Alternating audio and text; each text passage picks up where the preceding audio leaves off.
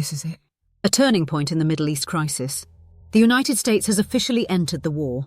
On Saturday, American warplanes bombed Iran's key nuclear sites, marking a major escalation in the growing conflict. President Donald Trump confirmed the strikes, stating that the US has totally obliterated Iran's Fordow, Natanz and Isfahan nuclear facilities. In response, Iran issued a chilling warning, vowing everlasting consequences and accusing the US of betraying diplomacy. And just one day later, Iran's parliament voted to do the unthinkable: close the Strait of Hormuz, a waterway that's absolutely critical for the world's oil supply. Let this sink in. 20% of the world's oil and gas flows through this narrow passage. The strait lies between Oman and Iran, connecting the Persian Gulf to the Arabian Sea. At its narrowest point, it's just 21 miles wide, and ships only have a 2-mile lane in each direction. If closed, this could have a devastating impact on global oil prices and trade.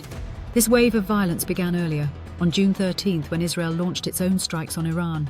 Their targets: nuclear plants, missile factories, and top Iranian military commanders. Israel claims the attacks are part of a long-term effort to stop Iran from developing nuclear weapons, something Iran denies. Let's talk numbers.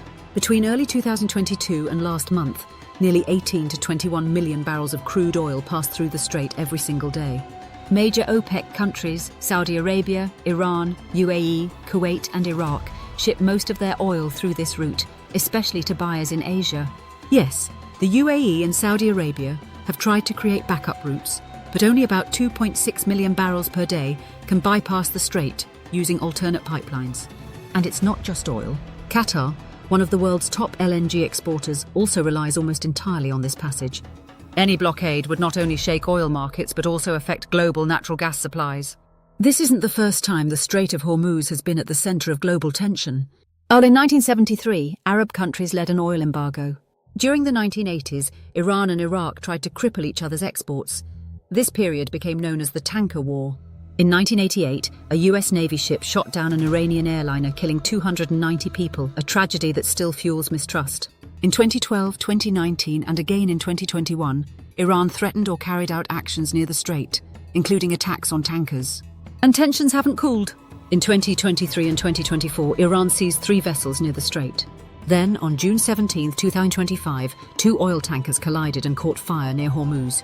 Authorities believe electronic interference, possibly a result of the ongoing war, played a role.